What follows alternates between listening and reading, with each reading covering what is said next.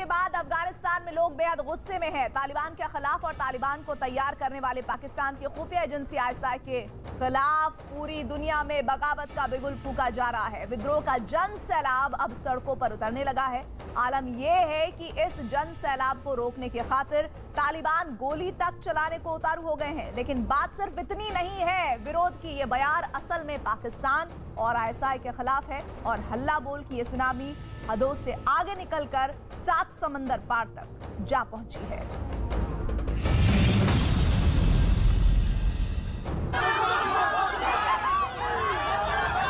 ये बगावत का हल्ला बोल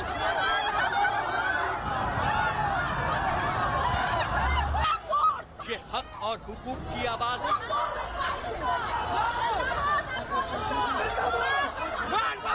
ये मुखालफत का शोर है।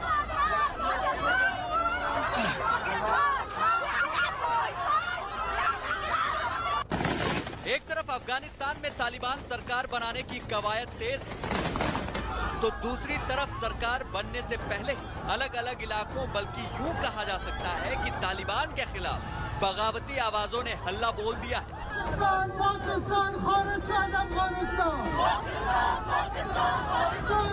अफगानिस्तान के लोग बेहद गुस्से में हैं और ये गुस्सा अब सड़कों पर सैलाब की शक्ल में नजर आने लगा है, जिसने आसमान सिर पर उठा लिया है। और इन बगावती आवाजों की कोई हद नहीं, बल्कि सरहदों को लांघती हुई इन आवाजों ने अब पूरी दुनिया में शोर पैदा कर दिया है।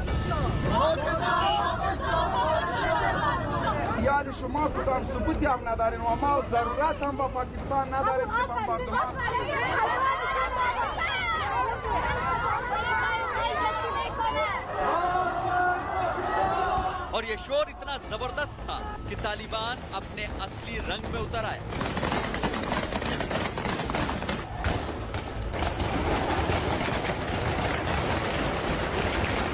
अभी जो काबुल में भी थोड़ा सा जो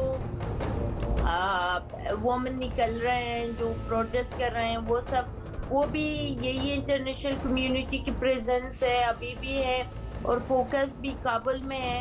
तो इसीलिए वो कुछ हो रहा है जहाँ पे जैसे कंट्री साइड में वहाँ कुछ नहीं है। वुमेन की situation, human rights, like all human rights abuse बहुत हो रहा है अफगानिस्तान में।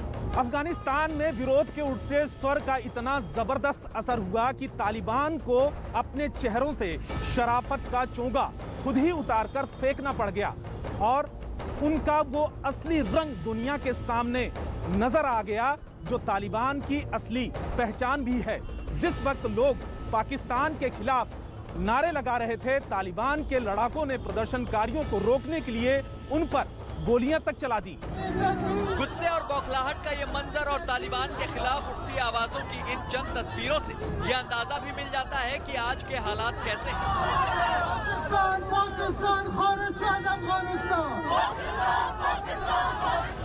तालिबान और तालिबान का साथ देने वालों के खिलाफ उठती आवाजों की ये 5 तस्वीरें हैं। पहली तस्वीर काबुल की है, जहां पंजशीर पर पाकिस्तान के हमले के विरोध में युवाओं ने सड़क पर उतरकर विरोध जताया। दूसरी तस्वीर अफगानिस्तान के बल्ख प्रांत की है, जहां सड़कों पर महिलाओं ने तालिबान के विरोध में प्रदर्शन किया। तीसरी तस्वीर अमेरिका के वॉशिंगटन डीसी की है, जहां अफगान मूल के लोगों ने तालिबान के विरोध में प्रदर्शन किया। चौथी तस्वीर भी अमेरिका के वॉशिंगटन डीसी की है, जहां लोगों ने एनआरएफ के समर्थन में प्रदर्शन किया। पांचवी तस्वीर काबुल की, जहां पंजशीर पर पाकिस्तान के हवाई हमले के विरोध में।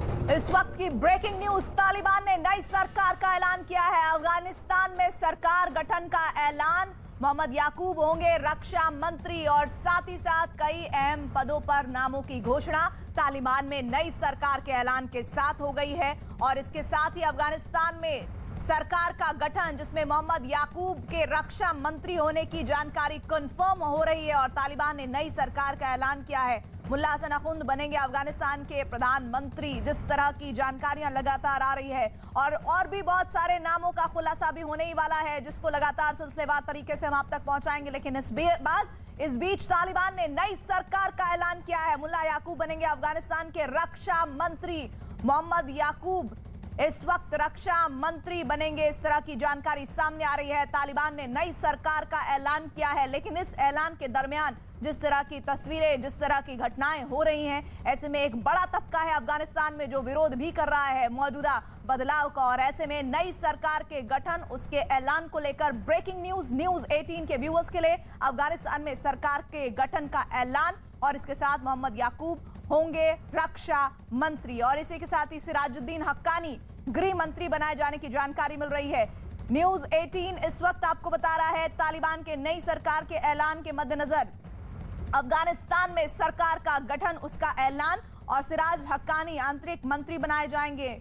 याकूब होंगे रक्षा मंत्री, सिराजुद्दीन हक्कानी गृह मंत्री होंगे। साथ ही साथ तालिबान ने नई सरकार के वो चेहरे, वो नुमाइंदे तय कर दिए हैं जो आने वाले अफगानिस्तान की इबारत लिखने के लिए तैयार होंगे। उनमें अभी दो नाम हम बता रहे हैं आपको। मोहम्मद याकूब होंगे रक्षा मंत्री, और इसके साथ ही मुल्ला याकूब के रक्षा मंत्री होने के साथ साथ सिराजुद्दीन हक्कानी का नाम सामने आ रहा है। तालिबान ने नई सरकार का ऐलान कर दिया है। इसमें इस ऐलान के साथ ही वो एक एक चेहरे जो अब अफगानिस्तान में राज करते हुए, बड़े पदों को निभाते हुए, उन पर जिम्मेदारी निभाते हुए नजर आएंगे। उनमें सिराजुद्दीन हक्कानी गृह मंत्री, उनको बनाया गया है, उसका जिम्मा उन्हें सौंपा गया है। आदित्य राजकौल इस वक्त हमारे साथ सहयोगी जुड़े हैं। आदित्य, दो नाम साफ हो चुके हैं, और नामों का खुलासा कीजिए। जी, तालिबान की सरकार जो है ये केयर टेकर गवर्नमेंट है। बताया जा रहा है कि 6 महीने तक ये रहेगी, और 6 महीने के बाद पूरी तरीके से सरकार जो है बनेगी। इसमें एक इंटरेस्टिंग डेवलपमेंट ये है कि बोला जा रहा था कि मुल्ला बरादर जो हैं वो प्रधानमंत्री बनेंगे, लेकिन उनको डेप्यूटी एक तरीके से कह लीजिए कि प्रधानमंत्री बनाया है। मेन जो जिम्मेदारी दी गई है मुल्ला मोहम्मद हसन अकुंद को दी गई है, जो कि एक न्यूट्रल माने जाते हैं। वो किसी के साथ नहीं है, और मुल्ला उमर के साथ भी उनका बहुत गहरा नाता रहा है। जो विदेश मंत्री हैं जो अफगानिस्तान की तालिबान इस्लामी एमिरेट सरकार के बनेंगे, उनका नाम है मौलवी आमिर खान मोतकी। मोतकी जो हैं बहुत सारी नेगोशिएशंस में भी पार्टिसिपेट रहे दोहा में, और वो भी मुल्ला बरादर के क्लोज हैं, और बाकी जो तालिबान की सीनियर लीडरशिप है उसमें आते हैं। साथ ही सिराजुद्दीन हक्कानी नेटवर्क के जो सरगना हैं, दुनिया के नंबर 1 आतंकवादियों में माने जाते हैं, वो इंटीरियर मिनिस्टर होंगे। मतलब गृह मंत्री जो हैं अफगानिस्तान के सिराजुद्दीन हक्कानी होंगे। वो ग्लोबली डेजिग्नेटेड टेररिस्ट हैं। हक्कानी पाकिस्तान में बेस रहे हैं बहुत, और पाकिस्तान और हक्कानी नेटवर्क का गहरा रिश्ता बताया जाता है। इसके अलावा मौलवी मोहम्मद याकूब, जिनका पहले भी कहा जा रहा था मिनिस्टर ऑफ डिफेंस रहेंगे, वो जो है रक्षा मंत्रालय संभालेंगे अगले 6 महीने के लिए। बाकी भी जो मंत्रालय हैं, चाहे वो पब्लिक वर्क्स हो, सिविल एविएशन हो, मिनिस्ट्री ऑफ रिफ्यूजीज हो, और बाकी मंत्रालय का भी गठन हो रहा है। साथ ही हमें बताया गया है कि तालिबान केयर टेकर गवर्नमेंट में मुल्ला तेज मीर अखुंद जो है first deputy chief of intelligence होंगे। जो इंटेलिजेंस चीफ तालिबान की इस्लामी एमिरेट सरकार में होंगे, उनका नाम है मुल्ला ताज मीर अखुंद। तो बड़ी सरकार का गठन अब हो रहा है। पहले बताया जा रहा था कि ये 9/11 की जो वर्षगांठ है उस पर शपथ लेंगे। अभी उस पर क्लैरिटी नहीं है कब इनका शपथ ग्रहण होगा, लेकिन आज ज़बीउल्लाह मुजाहिद ने शाम को प्रेस कॉन्फ्रेंस काबुल में करते हुए सरकार के जो केयर टेकर गवर्नमेंट है उसके नाम ले लिए हैं। साथ ही बताया जा रहा था कि जो महिलाएं हैं या पुरानी सरकार में कुछ रिप्रेजेंटेटिव हैं, या फिर हामिद करजाई, अब्दुल्ला हिकमत यार और बाकी जो लोग हैं उनको भी शामिल किया जाएगा। अभी ऐसा कुछ नहीं हुआ है। तो बहुत एक इन्फॉर्मेशन आदित्य और आ रही है शेर अब्बास तनकज़ई को लेकर, वो विदेश मंत्री बनाए जा सकते हैं, उनको विदेश मंत्री में उप विदेश मंत्री बनाए जाने की तैयारी है। हो सकता है, क्योंकि अभी मैं जैसे आपको बता दूं कि जो सरकार बनी है वो केयर टेकर गवर्नमेंट बनी है, और मुल्ला हसन अखुंदजादा जो है वो हेड होंगे इस इस्लामिक एमिरेट के। मुल्ला बरादर उनके डेप्यूटी होंगे।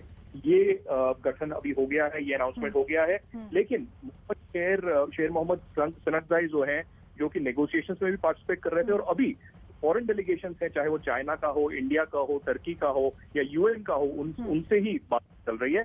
तो आगे आने वाले दिन जब तालिबान की असली सरकार बनेगी 6 महीने के बाद, उसमें वो जो है विदेश मंत्री हो सकते हैं। और ये नाम जो सामने आ रहे हैं, इनमें सबसे विशेष, सबसे खास, सबसे चर्चित नाम कौन सा हो सकता है आने वाले दिनों में अफगानिस्तान के लिए? देखिए, मुल्ला बरादर और सिराजुद्दीन हक्कानी का नाम बहुत ही ज्यादा चर्चा में है, क्योंकि आप ये देखिए कि पाकिस्तान जो है अपने लोगों को चाहता था कि किसी तरीके से सरकार में आए ताकि पाकिस्तान की एक जो है प्रॉक्सी गवर्नमेंट, प्रॉक्सी सरकार बने और तालिबान जो है पाकिस्तान के नक्शे कदम पर ही चले। तो वो तो उनका सिद्ध हो गया क्योंकि सिराजुद्दीन हक्कानी गृह मंत्रालय संभालेंगे। दूसरा एक और नाम अभी आ रहा है लेटेस्ट डेवलपमेंट, मुल्ला रहमतुल्लाह नाजिब जो है नेशनल डायरेक्टरेट ऑफ सिक्योरिटी जो है NDS जो कि इंटेलिजेंस विंग है अफगानिस्तान की, उसके चीफ होंगे। तो ये एक इंटरेस्टिंग डेवलपमेंट है। इंटेलिजेंस एजेंसीज और सिक्योरिटी के भी जो चीफ हैं उनका भी नाम हो रहा है। दूसरा एक और नाम जो सामने आया है मिनिस्ट्री ऑफ फाइनेंस का आया है कि जो फाइनेंस मिनिस्टर होंगे अफगानिस्तान में तालिबान इस्लामी अमीरीत रजीम के, उनका नाम होगा मुल्ला हिदायतुल्लाह बद्री। तो मुल्ला हिदायतुल्लाह बद्री को फाइनेंस मिनिस्टर बनाया गया है। ज़बीहुल्लाह मुजाहिद ने ये अनाउंसमेंट की है। तो ये तो नया इस्लामी कानून लाएंगे। और मिनिस्टर ऑफ एजुकेशन भी अब आ गया है मेरे पास दलील तालिबान की तरफ से, और वो कह रहे हैं कि शेख मौलवी नूरुल्लाह मुनीफ जो है एजुकेशन मिनिस्टर होंगे। तो कई मंत्री हैं जिनका नाम आदित्य अखुंद के डिप्टी होगा मुल्ला बरादर, इसका बड़ा संदेश क्या है? बड़ा संदेश यही है कि वो किसी न्यूट्रल आदमी को रखना चाहते थे जो कि किसी भी एक पक्षदार, क्योंकि आप देखिए कि तालिबान का जो गठन हुआ, अलग अलग आतंकवादी संगठन या अलग अलग गुट जो है मिलकर तालिबान बने। तो इसमें किसी एक गुट के साथ या किसी एक आदमी के साथ रहने वाला बंदा उसको नहीं बनाना चाहते थे। मुल्ला बरादर हालांकि बहुत ही सीनियर नेता हैं, लेकिन आखुंद जो है उनका मुल्ला उमर के साथ भी और बहुत अच्छा नाता रहा, और अभी भी जो तालिबान के अमीर हैं उनके साथ भी उनका अच्छा नाता है। तो इसीलिए उनको जो है अभी के लिए इस सरकार का अध्यक्ष एक रूप से बनाया गया है आखुंद को, और जो मुल्ला बरादर हैं उनके डेप्यूटी रहेंगे।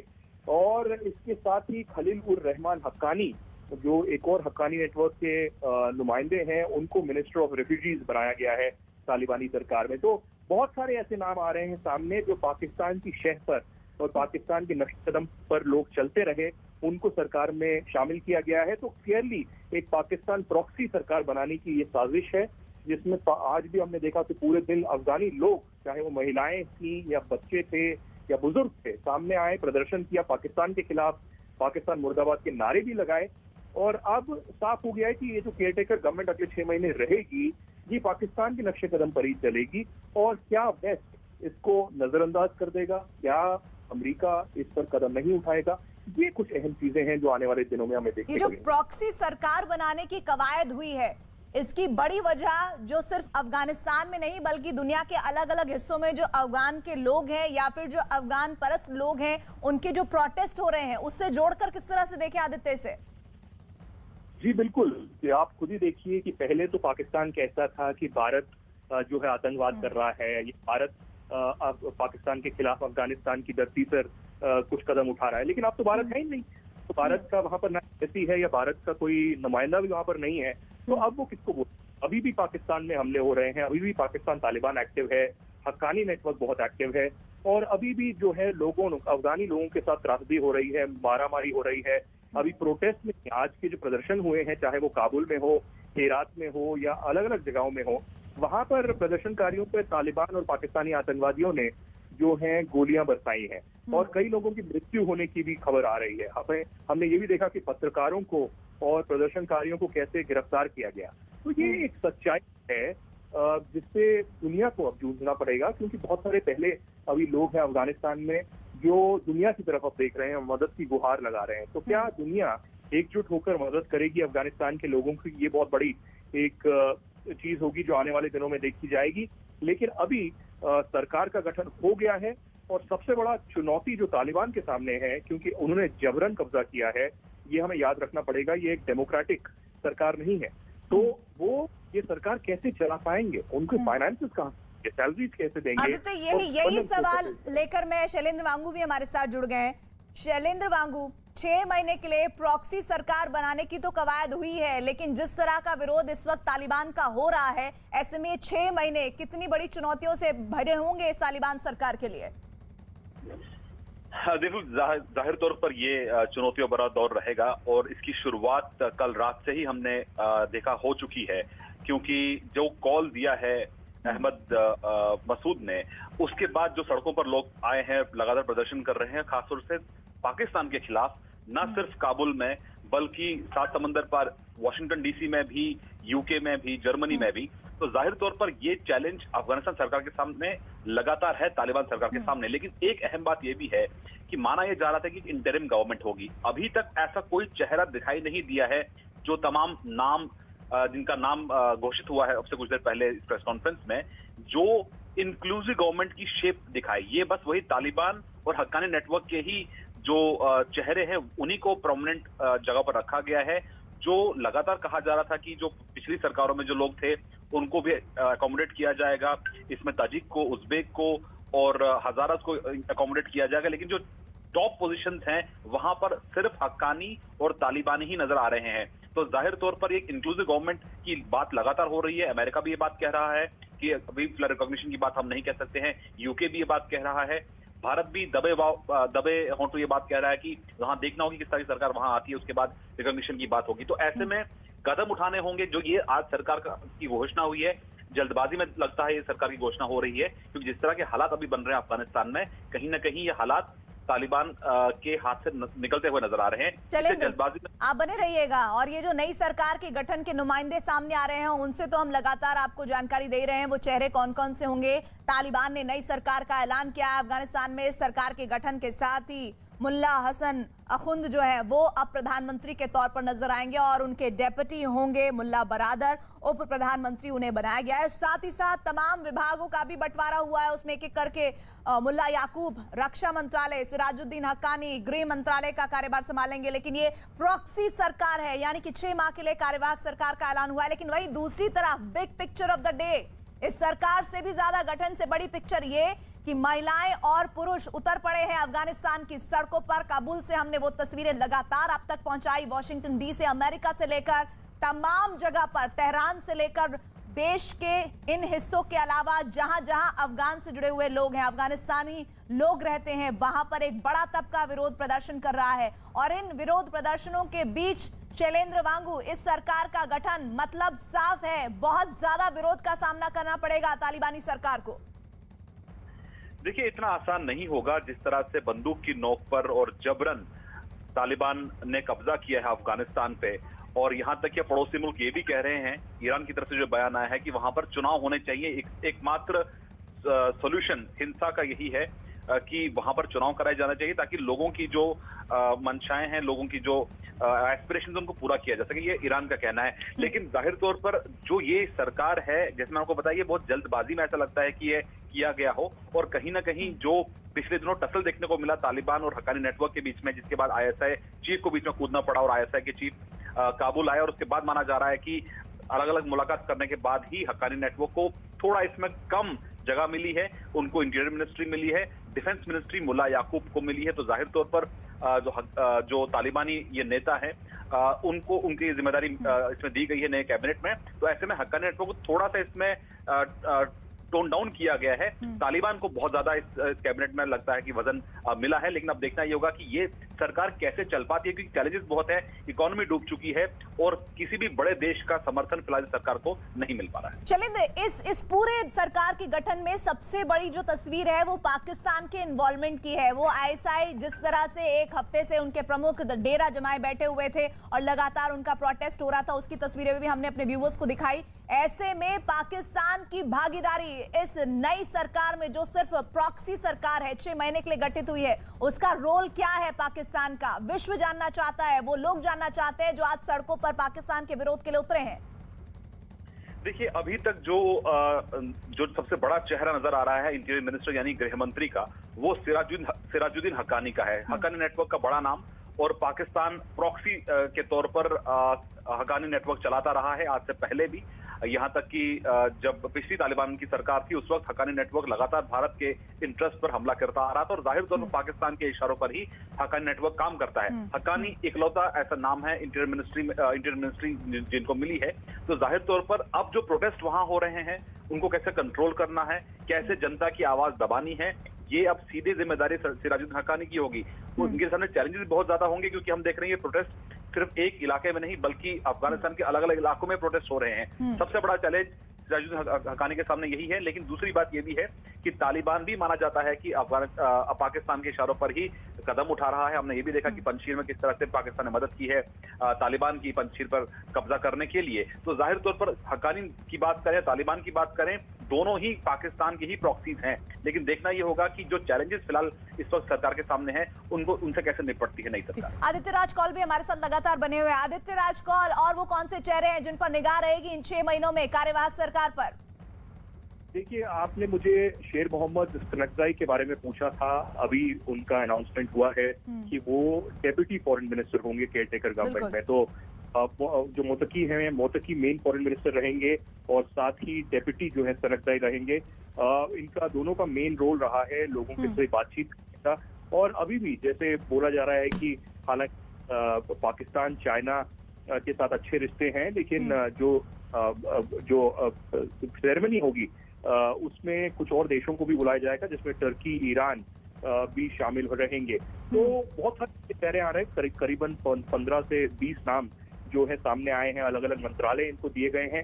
लेकिन जैसे कि मैंने बोला, सबसे बड़ा चैलेंज इनके लिए रहेगा कि गवर्नेंस कैसे प्रोवाइड करेंगे, क्योंकि अभी भी कियोस है, बहुत ज्यादा भारी मात्रा में जो है ह्यूमैनिटेरियन क्राइसिस हो रहा है, जिसमें लोगों के पास खाने के लिए कुछ नहीं है, पीने के लिए कुछ नहीं है, बैंक ठीक से नहीं चल रहे हैं अफगानिस्तान में। तो वो कैसे चलाएंगे? अभी भी एयरपोर्ट जो है वो काबुल में हो, मज़ार शरीफ में हो या कंदाहार में हो, एयरपोर्ट भी ठीक से नहीं चले हैं, कमर्शियल एक्टिविटीज नहीं चल रही हैं। तो कैसे जो है सरकार गवर्नेंस उसको प्रोवाइड करेगी संयुक्त राष्ट्र के साथ और बाकी देशों के साथ, ये देखना होगा। और सबसे बड़ा इम्प्लीकेशन जो तालिबान डेस्परेट है कि किस तरीके से उनको लेजिटिमेसी मिलेगी। क्या डिप्लोमेटिक की बाकी देश उनका समर्थन करेंगे? क्योंकि अभी तक अमेरिका हो, भारत हो या बाकी लोग भी हों, वो कहते आए हैं बाकी देश कि तालिबान को खुद प्रोवाइड करना पड़ेगा एक्शन से, उनकी बातों से नहीं, क्योंकि पब्लिसिटी और पीआर में तो वो माहिर हैं अब। लेकिन उनकी करतूतें अब क्या होंगी, वो क्या कार्य करेंगे, क्या काम करेंगे, उस पर निर्भर करेगा कि क्या दुनिया भर उनको लेजिटिमेसी देगी कि नहीं। क्योंकि डेमोक्रेसी इन्होंने लिया नहीं है, ये लोगों के खिलाफ, महिलाओं के खिलाफ अभी भी बहुत सारा डिस्क्रिमिनेशन कर रहे हैं। ठीक है आदित्य, बहुत बहुत शुक्रिया इस जानकारी के लिए। साथ ही साथ शैलेंद्र वांगू, आपका भी शुक्रिया। तो 6 महीने के लिए आप दोनों हमारे साथ बने रहेगा। 6 महीने के लिए सरकार का गठन हुआ है और सरकार में मुल्ला बरादर उप प्रधानमंत्री होंगे, मुल्ला याकूब होंगे रक्षा मंत्री। साथ ही साथ जानकारी है कि शेर मोहम्मद सनकजाई विदेश उप मंत्री होंगे। ये इसलिए नाम महत्वपूर्ण है क्योंकि यही वो शख्स थे जिन्होंने पहली बार भारत से तालिबान और भारत के बीच जो बातचीत हुई थी औपचारिक, उसमें भारत ने अपना पक्ष इन्हीं को रखा था। इन पर भी हमारी निगाहें रहेंगी और तमाम डेवलपमेंट जो सरकार के गठन को लेकर आ रहे हैं उस पर हम आप तक अपडेट पहुंचाएंगे। इस बीच अफगानिस्तान में सरकार का चेहरा जिन लोगों को बनाया गया उनमें से ज्यादातर वही लोग हैं जिनकी पहचान आतंकवाद रही है और इनमें से कई वो इनामी आतंकी है। यानी अफगानिस्तान को पाकिस्तान के इशारे पर आतंकिस्तान बनाने की तैयारी हो रही है। अफगानिस्तान में तालिबान सरकार के लिए जिन चेहरों पर दाव लगाने की तैयारी है, ये वही चेहरे हैं इनमें शामिल, और इन्हें बनवाने वालों में हर वो चेहरा है जिसका अतीत आतंकवाद से जुड़ा है। यानी अब की बार अफगानिस्तान में फिर से आतंकी सरकार। अफगानिस्तान में अमेरिका के समर्थन वाली जिस अफगान सरकार से तालिबान जंग लड़ रहे थे, उसी के हाथ में नई सरकार के गठन का जिम्मा है। आतंकियों के नेतृत्व वाली इस सरकार को बनाने में तालिबान को जिस हक्कानी गुट का साथ मिला, उसके हाथ भी मासूम लोगों के खून से सने हैं। तालिबान और हक्कानी के हाथ मिलाने से बनने वाली इस सरकार के पीछे सबसे अहम नाम है खलील अल रहमान हक्कानी। खलील अल रहमान हक्कानी वही शख्स है जिस पर अमेरिका ने $5 मिलियन यानी कि 36 करोड़ 59 लाख 37,500 रुपए के इनाम का ऐलान कर रखा है। अलकायदा की साजिशों में शामिल होने की वजह से अमेरिका ने जिस शख्स के सिर पर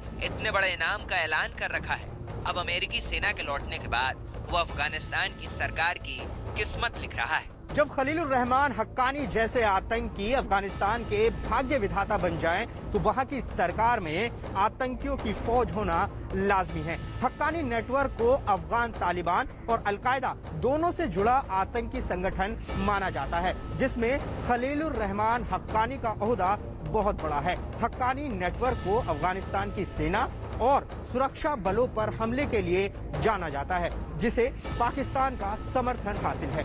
यही वजह है कि पाकिस्तान हक्कानी नेटवर्क के जरिए अफगानिस्तान में ऐसी सरकार बनवाने की कोशिश कर रहा है जो अमेरिका विरोधी होने के साथ ही भारत विरोधी भी हो। इसी कोशिश का नतीजा तालिबान नेता हसन अखुंद है।